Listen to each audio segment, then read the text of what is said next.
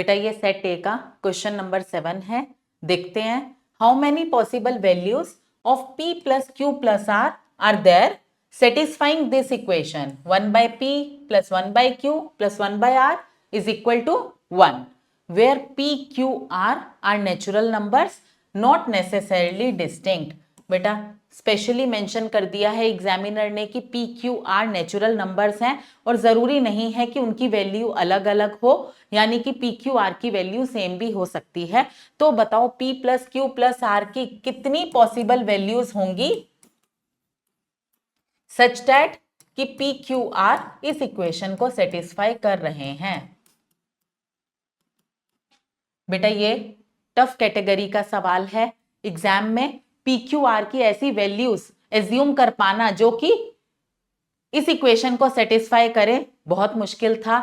आप ज्यादा से ज्यादा ये सोच लोगे कि 1 को हमें 3 हिस्सों में बांटना है। अगर हम बराबर हिस्सों में बांटते हैं तो P Q R value value 3 होगी, यानी कि मैं अगर एक चीज को 3 बराबर हिस्सों में बांट रही हूं तो हर हिस्सा 1/3 होगा, ठीक।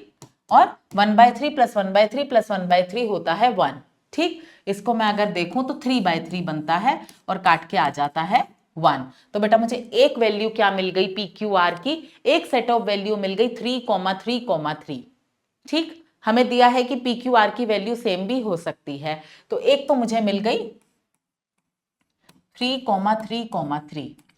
अब इससे ज्यादा आप क्या सोच पाओगे। माना आपने ये भी सोच लिया कि p की वैल्यू में 2 रख देता हूं, यहां पे हाफ हो गया। अब बताओ 1 by Q plus 1 by R के ऐसे क्या सेट बनाऊं कि हाफ हो जाए और हाफ प्लस हाफ 1 हो जाएगा।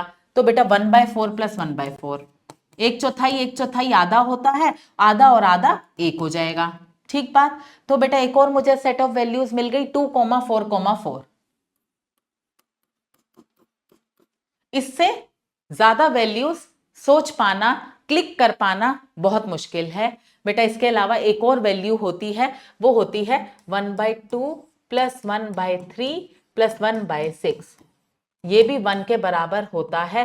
बेटा ये इक्वेशन भी वहीं से आई है जो प्रॉपर्टी हमने क्वेश्चन नंबर 5 में समझी थी कि 3 ऐसे नेचुरल नंबर्स जिनका प्रोडक्ट और सम बराबर होता है वो होते हैं 1, 2 और 3। 1, 2, 3 ही एक ऐसा ट्रिपलेट है जिसकी तीनों नंबर्स का सम और प्रोडक्ट होता है बराबर। तो बेटा अगर मैं कहती हूं 1 प्लस 2 प्लस 3 बराबर है 1 इंटू 2 इंटू 3 के, ठीक बात। तो बेटा 1 प्लस 2 प्लस 3, मैं इसको ले आई यहां पे डिवाइड में, तो मेरे पास यहां पे क्या आ गया 1 आ गया, ठीक बात।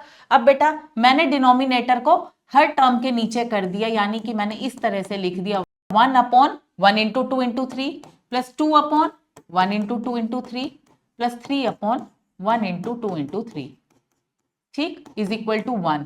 तो बेटा यहां पे आ गया 1/6 प्लस 2 से 2 कट गया, यहां पे आ जाता है 1/3 प्लस 3 से 3 कट गया, यहां पे आ जाता है 1/2। तो बेटा 1/2 1/3 प्लस 1/6 इज इक्वल टू 1। मुझे इसी फॉर्म की इक्वेशन मिल गई।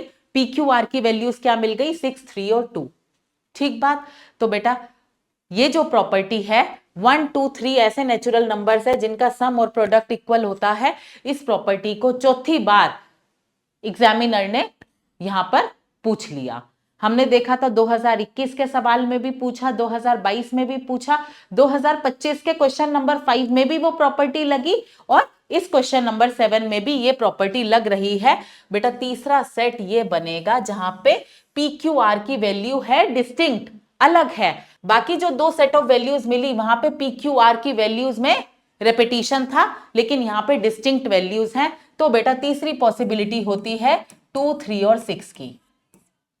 अब बेटा इसके अलावा कोई और वैल्यू नहीं होगी। इस बात पे हम कैसे श्योर हो सकते हैं कि इसके अलावा कोई और सेट नहीं बनेगा। बेटा हमें और पॉसिबिलिटीज भी तो रूल आउट करनी है कि मोर देन 3 भी ऑप्शन में है, तो ऐसा तो नहीं कि इसके अलावा भी कोई वैल्यूज पॉसिबल है पी क्यू आर की।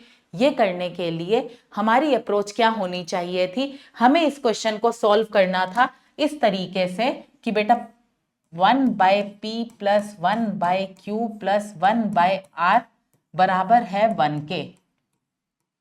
बेटा हम लोग फ्रैक्शंस के साथ उतने फ्रेंडली नहीं है। हमारी हमेशा कोशिश होती है कि फ्रैक्शन को हम परसेंटेज में कन्वर्ट कर लें या हम फ्रैक्शन को हटाने की कोशिश करें। तो बेटा यहां पर भी हमें यही करना है। फ्रैक्शंस के केस में हमें एज्यूम करना कि कौन से 3 फ्रैक्शंस हैं जो कि ऐड होकर 1 बनाएंगे, बहुत मुश्किल है। लेकिन हाँ, अगर हम यहाँ पे परसेंटेज में करते हैं तो ये सवाल बहुत आसान हो जाता है। बेटा हमें पता है कि 1/1 होता है 1 यानी कि 100%। 1/1 का मतलब 1 होता है और 1 होता है 100% यानी कि कंप्लीट। ठीक बात। अब बेटा 1/2 क्या होता है 50%। 1/3 क्या होता है 33, 1/3%। 1/4 होता है 25%। 1/5 होता है 20%। 1/6 होता है 16, 2/3%। ये पूरा टेबल हमने परसेंटेज में किया है फ्रैक्शन टू परसेंटेज कन्वर्जन में। बेटा 1/7 होता है 14, 2/7% और 1/8 होता है 12, 1/2% यानी कि 12.5%। ये मैंने कुछ वैल्यूज लिख ली हैं फ्रैक्शंस की जो कि इस फॉर्म के हैं। बेटा मुझे सवाल में दिया है कि PQR नेचुरल नंबर है, तो यही तो वैल्यूज होंगी 1/2, 1/3, 1/4, 1/5, 1/6, 1/7, 1/8, 1/9, 1/10, इस तरह की वैल्यूज ही तो होंगी। ठीक बात, मैंने ये लिख ली हैं। अब बेटा मुझे ये समझ में आ रहा है कि 1 का मतलब होता है 100%। ठीक, तो ये जो फ्रैक्शंस हैं इनकी जो मैंने परसेंटेज वैल्यूज लिखी हैं, अब मुझे देखना है कि कौन से 3% वैल्यूज को ऐड करके 100% बनता है। अब बेटा ये सवाल हो गया बहुत आसान। कैसे बेटा, मैं देखती हूं कि मुझे 100% बनाना है, तो मैं कौन सी 3 वैल्यूज को ऐड करूं कि मुझे 100% मिल जाए। बेटा तो यहाँ पे वैल्यू मैक्सिमम है, जैसे जैसे हम आगे बढ़ते जा रहे हैं वैल्यूज छोटी होती जा रही हैं। आप ये देखो कि अगर मैं इन वैल्यूज को भूल जाऊं, मैं इन 4 वैल्यूज को भूल जाऊं, यहां से देखूं तो बेटा 1/5 होता है 20% और बाकी वैल्यूज 1/6, 1/7, 1/8 वो उससे छोटी होती जा रही हैं। तो बेटा अगर मैं 20% को 3 बार ऐड करूं, 20 + 20 + 20, तो मेरे पास आता है 60%। यानी कि 20% और उससे नीचे की अगर मैं वैल्यूज लेती हूं तो कोई भी 3 वैल्यूज ऐसी नहीं होंगी जिसका सम 100% बने। हमें चाहिए कि इसमें हो बड़ी वैल्यूज। बड़ी वैल्यूज हैं यहां पर, तो बेटा इनके बिना तो हम ये ट्रिपलेट नहीं बना सकते। तो हम स्टार्ट करेंगे सबसे बड़ी वैल्यू से। जैसे कि मैं आपको हमेशा कहती हूं कि या तो सबसे छोटी वैल्यू से स्टार्ट करो या बड़ी से। बड़ी से हम शुरू करेंगे। तो बेटा 1/2 50% है, तो मैं सबसे पहले अगर 50% यहां पे लिख देती हूं। अब जो बाकी 2 वैल्यूज हैं 1/Q और 1/R की, बेटा उनका सम 50% होना चाहिए। तो 50% के बाद कौन सी ऐसी 2 वैल्यूज मुझे दिख रही हैं जिनको ऐड करके मैं 50% बना सकती हूं। तो बेटा 33 1/3, 50 से जस्ट नेक्स्ट है 33 1/3। 33 1/3 50 से कितना शॉर्ट है 16 2/3 शॉर्ट है, यानी कि 33 1/3% प्लस 16 2/3% होता है 50%। बेटा 33 + 1/3 + 16 + 2/3, 33 + 16 हो जाता है 49। 1/3 + 2/3 हो जाता है 3/3 यानी कि 1। 49 + 1 = 50। ये बात हमें समझ में आती है। तो बेटा यहां पे एक वैल्यू मिल गई 33 1/3%, एक मुझे मिल गई 16 2/3%। ठीक बात, एक तो ये कॉम्बिनेशन बन गया। अब दूसरा कॉम्बिनेशन देखते हैं। 100% को हम 50% प्लस, क्या कोई और 2 वैल्यूज ऐसी हैं जिसको ऐड करके 50% बन जाए? हाँ जी है बेटा, 25% है। 25% प्लस 25% होता है 50%।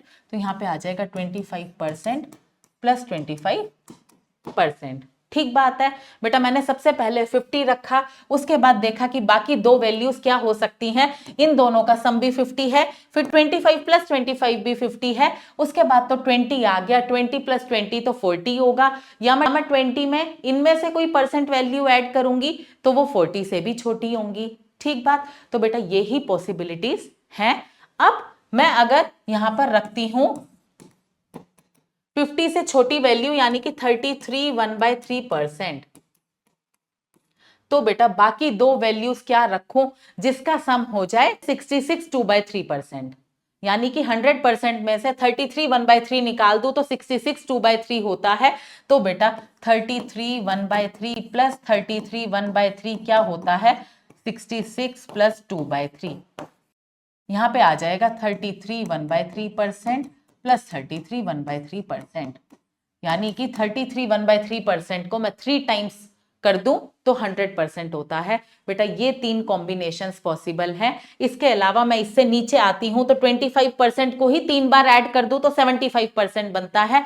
उससे नीचे आती हूं तो वैल्यू और घटती जा रही हैं, तो सारा खेल इन्हीं वैल्यूज में था। ठीक बात। तो इसका आंसर हुआ कि हमारे पास PQR के कितने सेट आ रहे हैं, 3 सेट। बेटा 50% 1/2, 33 1/3% 1/3, 16 2/3% 1/6, यानी कि सेम यही कॉम्बिनेशंस बने हैं 1/2 1/3 1/6, 1/3 1/3 1/3, ठीक बात, और 1/2 1/4 1/4। ये हो गया 50% प्लस 25% प्लस 25%, ठीक बात।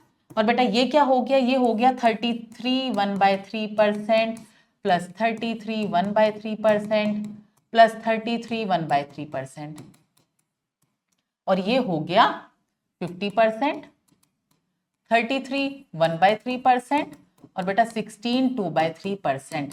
इसको फ्रैक्शंस में कर पाना मुश्किल था, लेकिन जैसे ही हमने परसेंटेज पे गए तो बेटा बहुत ही क्लियर हो गया कि कितने कॉम्बिनेशंस बन सकते हैं, 3 कॉम्बिनेशंस बन सकते हैं। हम एकदम श्योर हो गए कि इसका आंसर होगा ऑप्शन सी 3, ठीक बात।